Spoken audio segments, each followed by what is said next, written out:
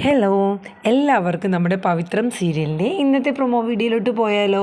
അപ്പോൾ എന്തൊക്കെയുണ്ട് വിശേഷങ്ങൾ? കഴിഞ്ഞ ദിവസം കണ്ടായിരുന്നല്ലേ, നമ്മുടെ വിശ്വത്തിനെ നാളെ കോടതിയിൽ ഹാജരാക്കിയാണ്. അപ്പോൾ അതിൻ്റെ കാര്യങ്ങൾക്കായിട്ട് വേദ ഒരു വശത്ത് അതിൻ്റേതായ ശ്രമങ്ങൾ നടത്തുന്നു, വിക്രം അതിൻ്റേതായ കാര്യങ്ങൾ ചെയ്യുന്നു, മാഷും കമലയും ശ്രീജയും നന്ദിനിക്ക് പിന്നെ നോക്കണ്ടല്ലോ, നമ്മുടെ വിനായകിന് കുറച്ച് സങ്കടമൊക്കെ ഉണ്ട്. കാര്യം താനും ഇതിൽ ഒരു അംഗം ആയിപ്പോയല്ലോ എന്നതോർത്തുള്ള ഒരു സങ്കടം. അപ്പോൾ നമുക്ക് ഇന്നത്തെ വിശേഷത്തിലോട്ട് പോകാം. അതിനു മുന്നായി നമ്മുടെ വീഡിയോസൊക്കെ നിങ്ങൾ കണ്ടിഷ്ടപ്പെടുകയാണെങ്കിൽ എല്ലാവരും നമ്മുടെ വീഡിയോസൊക്കെ ഒന്ന് ലൈക്ക് ചെയ്യുക കേട്ടോ. അതിനോടൊപ്പം തന്നെ ഷെയർ ചെയ്യുക. നിങ്ങളുടെ വിലയേറിയ അഭിപ്രായങ്ങളൊക്കെ ഒന്ന് കമൻറ്റ് ബോക്സിലൂടെ രേഖപ്പെടുത്തുകയും വേണം. പിന്നെ എന്താണ്, നമ്മുടെ ചാനൽ ഇതുവരെ സബ്സ്ക്രൈബ് ചെയ്യാത്ത എൻ്റെ മുത്തുമണികളൊക്കെ ആരെങ്കിലും ഉണ്ടെങ്കിലേ ഒന്ന് സബ് ചെയ്തും കൂടെ സപ്പോർട്ട് ചെയ്യണം. അപ്പോൾ അടിപൊളിയായിരിക്കില്ലേ? അപ്പം നമുക്ക് ഇന്നത്തെ വിശേഷത്തിലോട്ട് പോകാം. അപ്പോൾ ഫസ്റ്റ് ഓഫ് ഓൾ കാണിക്കുന്നത് തന്നെ നമ്മുടെ ശ്രീജ വളരെ സങ്കടപ്പെട്ടൊക്കെ ഇങ്ങനെ ഇരിക്കുകയാണ്. കാര്യങ്ങളൊക്കെ എന്തായി തീരും എന്നുള്ളതൊന്നും ഒരു പിടുത്തവും ഇല്ല.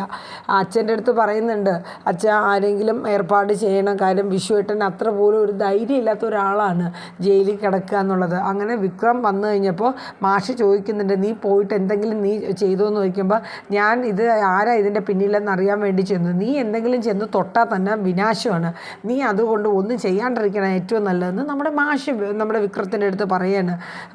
എൻ്റെ മകൻ ഒരു 10 ലക്ഷം രൂപയ്ക്ക് വേണ്ടിയിട്ടാണെങ്കിൽ ഈ വീട് ആർക്കെങ്കിലും ആ ശ്രീകാന്തിന് വേണമെങ്കിൽ കൊണ്ടുപോയി വിറ്റിട്ട് 10 ലക്ഷം രൂപ അതിൽ നിന്ന് ഈടാക്കിയിട്ടാണെങ്കിലും എൻ്റെ മോനെ എനിക്ക് ജയിലിൽ നിന്ന് ഇറക്കണം. അപ്പോൾ നമ്മുടെ വിക്രം പറഞ്ഞ, അച്ഛാ 10 ലക്ഷം രൂപ ഉണ്ടാക്കാനാണെങ്കിൽ എനിക്ക് ഈ നിമിഷം വേണമെങ്കിലും അതുണ്ടാക്കി അവന് കൊടുക്കാം. പക്ഷേ അതല്ല, അവൻ ഇത് കേസാക്കി നമ്മളെ ആ ഒരു രീതിയിൽ ടോർച്ചർ ചെയ്യണം എന്നുള്ളത് ആഗ്രഹിച്ച് തന്നെയാണ് ശ്രീകാന്ത് ഇതിലേക്ക് ഇറങ്ങിയിരിക്കുന്നതെന്ന് പറയുന്നുണ്ട്. അപ്പോൾ മാഷിനങ്ങോട്ട് ദേഷ്യം വരാണ്. ഇതിനൊക്കെ ഉത്തരവാദി ആരാണ്? ഈ കുടുംബത്തിൽ ഈ പ്രശ്നങ്ങളൊക്കെ ഉണ്ടാക്കാൻ കാരണക്കാരൻ ആരാണെന്ന് നിനക്കറിയുമെന്ന് ചോദിച്ചു. നീ തന്നെയാണ്, നീ ഒരാൾ കാരണമാണ് ഈ കുടുംബത്തിൽ ഇത്രയും പ്രശ്നങ്ങളും ഇതൊക്കെ ഉണ്ടാവാൻ കാരണമെന്ന് നമ്മുടെ മാഷ് പറയുന്നുണ്ട്. അപ്പോൾ വിക്രമിനൊന്നും റെസ്പോണ്ട് ചെയ്യാനായിട്ട് പറ്റുന്നില്ല. കാര്യം എന്ന് വെച്ചാൽ ഒരു കണക്കിന് ശരിയാണ്, ഇത് വിക്രമിന് വെച്ച കെണിയാണ്. പക്ഷേ പറ്റിപ്പോയത് നമ്മുടെ വിഷുവാണ്. ഈ ശ്രീകാന്ത് ടീമും വേദയെ തിരിച്ചു കൊണ്ടുവരിക എന്ന ലക്ഷ്യമാണ് ശ്രീകാന്ത് നോക്കുന്നത്.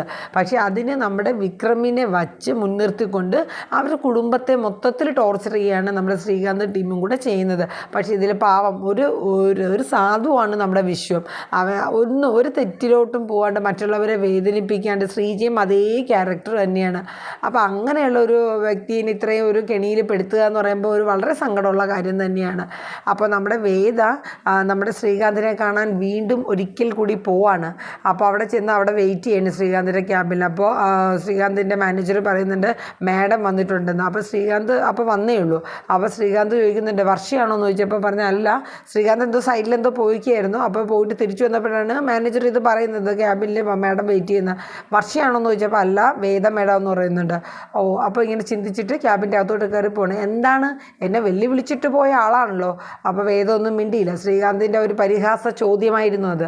എന്നിട്ട് പറയുന്നുണ്ട്, എന്തേ എന്നോട് അപേക്ഷിക്കാൻ വേണ്ടി വന്നതാണോ നിൻ്റെ ആ റൗഡി വിക്രമിൻ്റെ ഏട്ടനെ രക്ഷപ്പെടുത്തണമെന്നും പറഞ്ഞിട്ട്?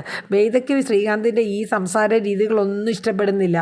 അപ്പോൾ വേദ പറയുന്നുണ്ട്, എനിക്ക് ഒരേ ഒരു കാര്യം ശ്രീകാന്ത് ഏട്ടനോട് ചോദിച്ചാൽ മതി. ശ്രീകാന്ത് ഏട്ടന് എന്നോടാണോ വിരോധം, അതോ വിക്രമിൻ്റെ വീട്ടുകാരോടാണോ വിരോധം?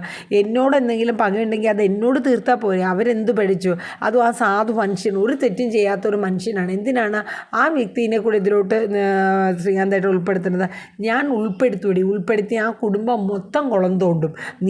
നീ ഒരെത്തി കാരണമാണ് ഇതൊക്കെ വരുത്തി വെച്ചത്. നീ അവൻ്റെ കൂടെ ജീവിക്കുന്നിടത്തോളം കാലം മാഷിനെയും ആ മാഷിൻ്റെ തല്ലിപ്പോൾ നിൻ്റെ ആ റൗഡി ഭർത്താവിനെയും അവൻ്റെ കുടുംബത്തെയും മൊത്തം ഞാൻ കോടതി കയറ്റുന്ന വകുപ്പ് ഒപ്പിക്കുമെന്ന് തന്നെ പറയുന്നുണ്ട്. വെല്ലുവിളിയോടുകൂടി തന്നെ ശ്രീകാന്ത് സംസാരിക്കുന്നത്. വേദയ്ക്ക് ഇതൊക്കെ കേട്ടിട്ട് ദേഷ്യം വരെയാണ്. അപ്പോൾ വേദ പറയുന്നുണ്ട്, ആയിക്കോട്ടെ, ഞാൻ ഒരിക്കൽ കൂടെ നിങ്ങളുടെ അടുത്ത് വന്ന് ചോദിച്ചു എന്നുള്ളൂ, ഇതിനെന്തെങ്കിലും ഒരു തീരുമാനം നിങ്ങളുടെ ഭാഗത്തു നിന്നും ഉണ്ടാകുമോ? ഒരു വിട്ടുവീഴ്ചയ്ക്ക് ഞാനില്ല, നിനക്ക് ചെയ്യാൻ പറ്റുന്നതൊക്കെ നീ പോയി ചെയ്യടിയെന്ന് തന്നെ പറയുന്നുണ്ട്. അപ്പോൾ നമ്മുടെ വേദ പറയുന്നുണ്ട്, ആയിക്കോട്ടെ, ഞാൻ എന്താണ് ഇനി ഞാൻ നിങ്ങളുടെ മുന്നിൽ വരുന്നു എന്നുണ്ടെങ്കിൽ ഈ കേസ് വിജയിച്ച് വിശ്വേട്ടനെ ഞാൻ പുറത്തിറക്കിയിട്ട് നിങ്ങളുടെ മുന്നിൽ ഞാൻ വരുത്തുള്ളൂ.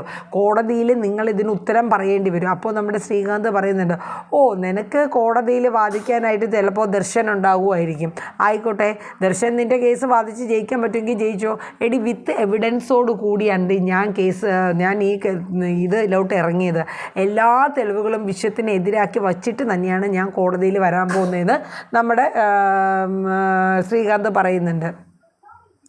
ആയിക്കോട്ടെ എന്ന് പറയുന്നുണ്ട്. അപ്പോൾ വേദ പറയുന്നുണ്ട് ആയിക്കോട്ടെ, എന്നാൽ ഇനി നമുക്ക് അതിന് ശേഷം കണ്ടാൽ മതി മിസ്റ്റർ ശ്രീകാന്ത് എന്ന് പറഞ്ഞിട്ട്, ഓ ചേട്ടൻ്റെ പേരൊക്കെ എടുത്ത് വിളിച്ച് തുടങ്ങിയല്ലോ എന്ന് പറയുന്നുണ്ട് ശ്രീകാന്ത്. അത് കഴിഞ്ഞിട്ട് പിന്നീട് കാണിക്കുന്നത് നമ്മുടെ വേദയുടെ അമ്മയും അനിയത്തി ദീപ്തിയും കൂടെ ഈ വിവരങ്ങളൊക്കെ അറിഞ്ഞിട്ട് കമലേനെയൊക്കെ ഒന്ന് കാണാൻ വേണ്ടി വരികയാണ്.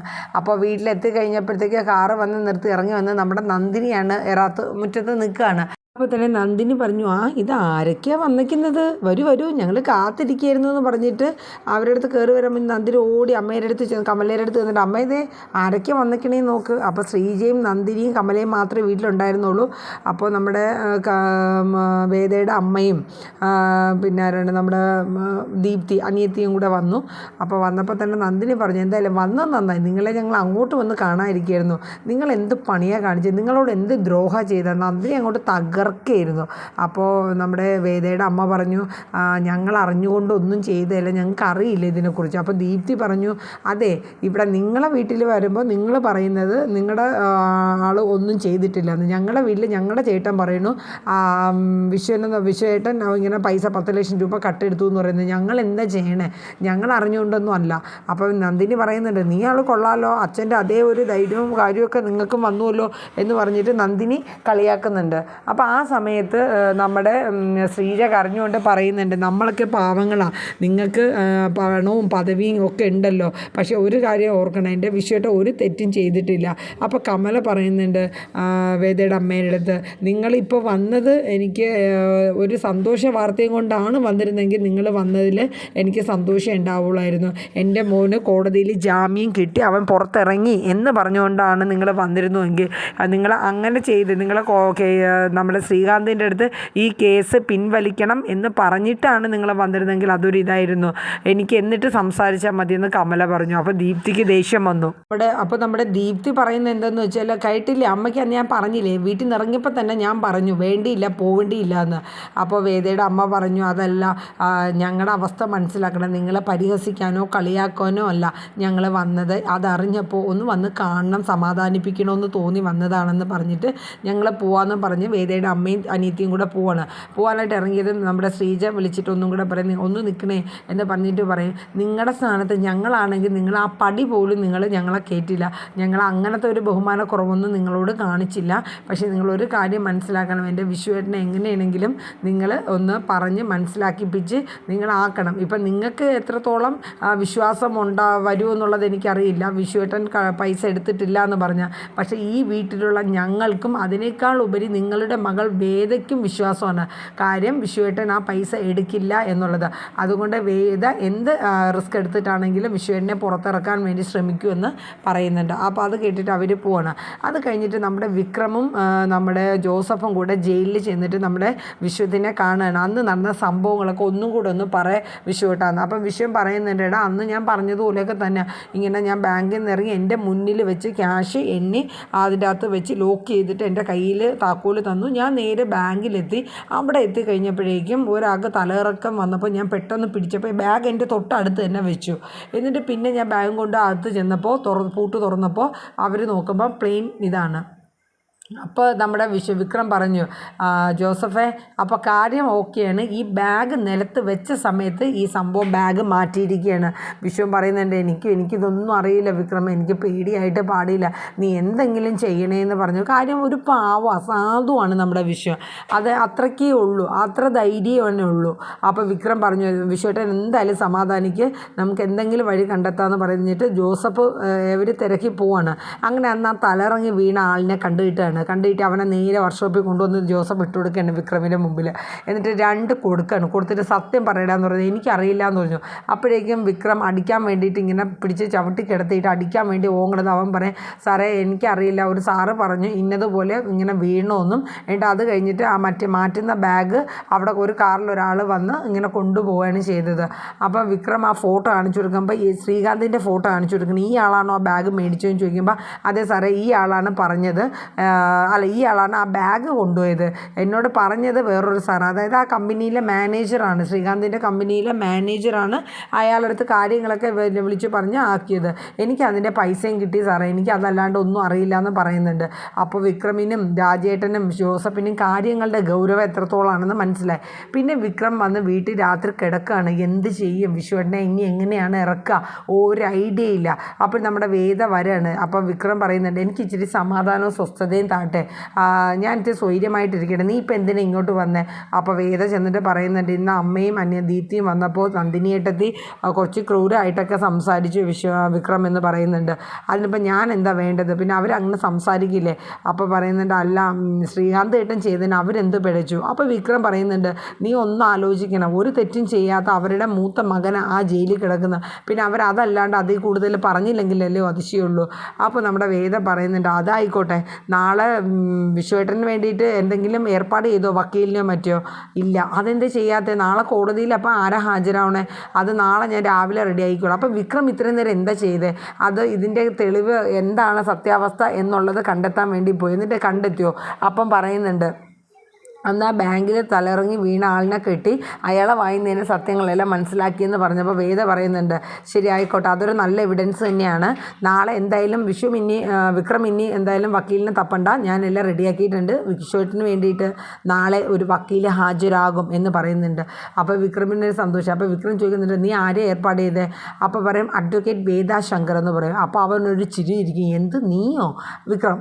അപ്പോൾ നമ്മുടെ വേദ ചോദിക്കും, അതെന്താ ചിരിക്കണേ, ഞാൻ എന്താ അറ്റൻഡ് ചെയ്താൽ പറ്റില്ലേ? ഞാൻ എൻ്റെ സീനിയർ സാറിൻ്റെ അടുത്ത് പറഞ്ഞപ്പോൾ സാറ് പറഞ്ഞു നീ തന്നെ ഈ കേസ് പ്രസൻറ്റ് ചെയ്യണമെന്ന്.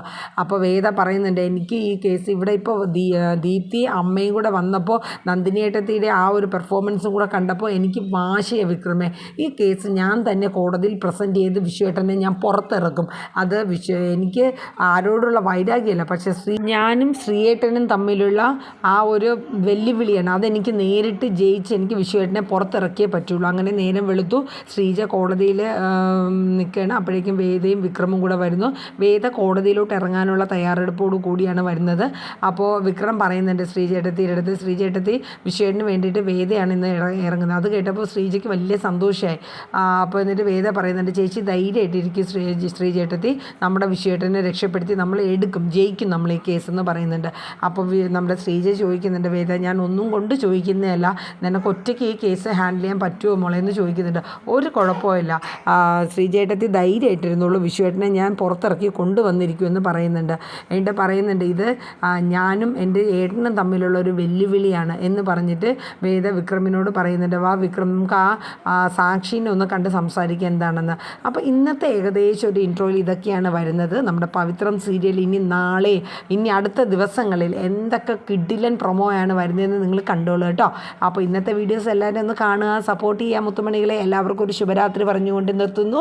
Tata, bye bye, take care.